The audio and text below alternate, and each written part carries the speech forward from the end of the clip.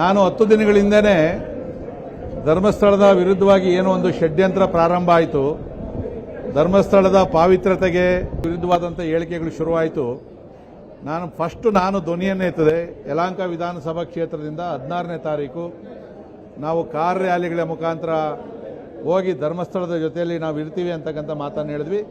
ಮೊನ್ನೆ 16ನೇ ತಾರೀಕು ನಾನು 200 ಅಂತ ಹೇಳಿದ್ದೆ. ನನ್ನ ನಿರೀಕ್ಷೆ ಮೀರಿ 400ಕ್ಕೂ ಹೆಚ್ಚು ಕಾರುಗಳಲ್ಲಿ ಸುಮಾರು 2000ಕ್ಕೂ ಹತ್ತತ್ರ ನಮ್ಮ ಮುಖಂಡರುಗಳು ಭಕ್ತರೆಲ್ಲ ಕೂಡ ಹೋಗಿ ಸ್ವಾಮಿಯ ದರ್ಶನವನ್ನು ಮಾಡಿ ನಾವು ಧರ್ಮಸ್ಥಳದ ಜೊತೆಯಲ್ಲಿರ್ತೀವಿ. ಯಾವುದೋ ವ್ಯಕ್ತಿ ತಪ್ಪಿ ಮಾಡಿದರೆ ಅದು ಶಿಕ್ಷೆ ಆಗಲಿ, ಆದರೆ ಅದನ್ನಿಟ್ಕೊಂಡು ಧರ್ಮಸ್ಥಳದ ಪಾವಿತ್ರ್ಯತೆಗೆ ಧಕ್ಕೆ ತರೋ ರೀತಿಯಲ್ಲಿ ಯಾರೇ ಮಾಡಿದ್ರು ಕೂಡ ನಾವು ಧ್ವನಿಯನ್ನು ಎತ್ತೀವಿ ಅಂತಕ್ಕಂಥ ಮಾತನ್ನು ಹೇಳಿದ್ವಿ. ಇವತ್ತು ಕೆಲವರು ಕಾಂಗ್ರೆಸ್ನ ನಾಯಕರು ಕೂಡ ಹೇಳಿದ್ರು ಇದರಲ್ಲಿ BJPಯವರು ರಾಜಕೀಯವರ ಮಾಡ್ತಾರೆ ಅಂತೇಳಿ. ನಾವು ಯಾವುದೇ BJP ಸಿಂಬಲ್ಲು ಹಾಕ್ಕೊಂಡಿರಲಿಲ್ಲ, BJP ಫ್ಲ್ಯಾಗ್ ಕಟ್ಕೊಂಡಿರಲಿಲ್ಲ, ಎಲ್ಲೂ BJP ನಾಯಕರಿಗೆ ಜೈ ಅಂತಲೂ ಹೇಳಲಿಲ್ಲ. ನಾವು ಭಗವದ್ಧ್ವಜ ಕಟ್ಕೊಂಡಿದ್ವಿ, ಹಿಂದೂ ಧರ್ಮಕ್ಕೆ ಜೈ ಹೇಳಿದ್ವಿ, ಮಂಜುನಾಥ ಸ್ವಾಮಿಗೆ ಜೈ ಹೇಳಿದ್ದೀವಿ. ಇದರಲ್ಲಿ ಯಾವುದೂ ರಾಜಕಾರಣ ಅವರೂ ಮಾಡಬಾರ್ದು, ನಾವು ಮಾಡಬಾರ್ದು. ಇದು ಒಂದು ಧಾರ್ಮಿಕ ಶ್ರದ್ಧಾ ಕೇಂದ್ರ. ಅದಾದಮೇಲೆ ಬೆಳಗ್ಗೆ ನಮ್ಮ ರಾಜ್ಯಾಧ್ಯಕ್ಷರು ಮತ್ತು ಎಲ್ಲ ಶಾಸಕರು ಬಂದರು, ಮತ್ತೆ ದೇವರ ದರ್ಶನವನ್ನು ಮಾಡಿ ಬಂದಿದ್ದೀವಿ. ಇದನ್ನು ಇಲ್ಲಿಗೆ ನಿಲ್ಲಿಸೋದಿಲ್ಲ. ಈಗಾಗಲೇ ನಾನು ನಮ್ಮ ಗ್ರಾಮಾಂತರ ಜಿಲ್ಲೆ ಬೆಂಗಳೂರು ನಗರ ಜಿಲ್ಲೆಯ ಎಲ್ಲ ನಮ್ಮ ಮುಖಂಡರುಗಳು ಮಾತಾಡಿದ್ದೀನಿ. ತಾವೆಲ್ಲ ಕೂಡ ಧರ್ಮಸ್ಥಳಕ್ಕೆ ಹೋಗಬೇಕು ಅಂತೇಳಿ. ಬುಧವಾರದಿಂದ ಆನೇಕಲ್ಲು, ನೆಲಮಂಗಲ, ದೊಡ್ಡಬಳ್ಳಾಪುರ, ಬಾಗೇಪಲ್ಲಿ, ಗೌರಿಬಿದನೂರು, ಚಿಕ್ಕಬಳ್ಳಾಪುರ, ದೇವನಹಳ್ಳಿ ಇಷ್ಟು ಜನಕ್ಕೂ ಮಾತಾಡಿದ್ದೀನಿ. ಇವತ್ತು ನಾನು ನಗರದ ನಮ್ಮ ಶಾಸಕರು ಕೂಡ ಮಾತಾಡ್ತೀವಿ.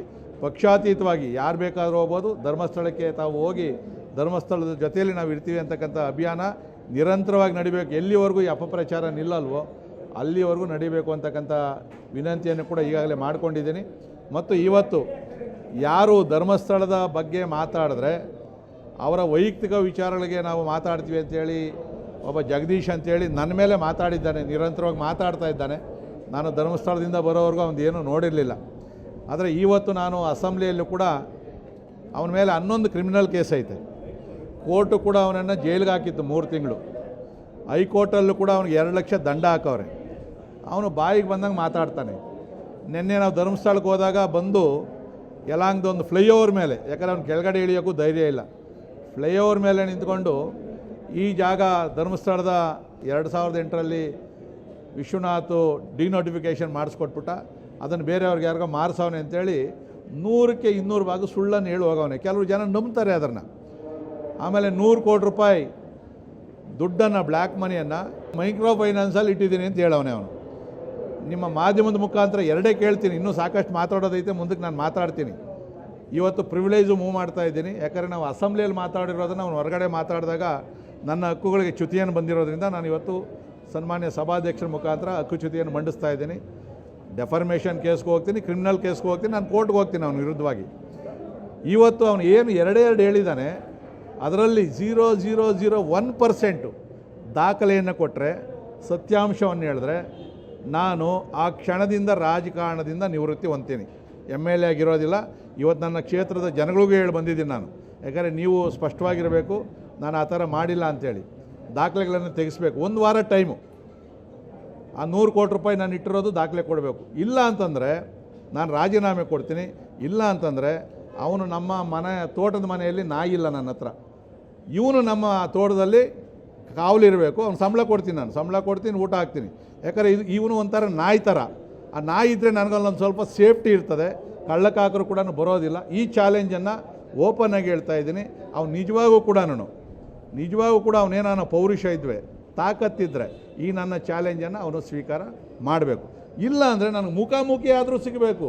ಎಲ್ಲೋ ಮನೆಯಲ್ಲಿ ಕೂತ್ಕೊಂಡು ವಿಡಿಯೋ ಮಾಡಿಬಿಡ್ತಾವ್ರೆ. ನಮ್ಮ ಹುಡುಗರು ಹೋದ್ರೂ ಕೈಗೆ ಸಿಗ್ತಾಯಿಲ್ಲ.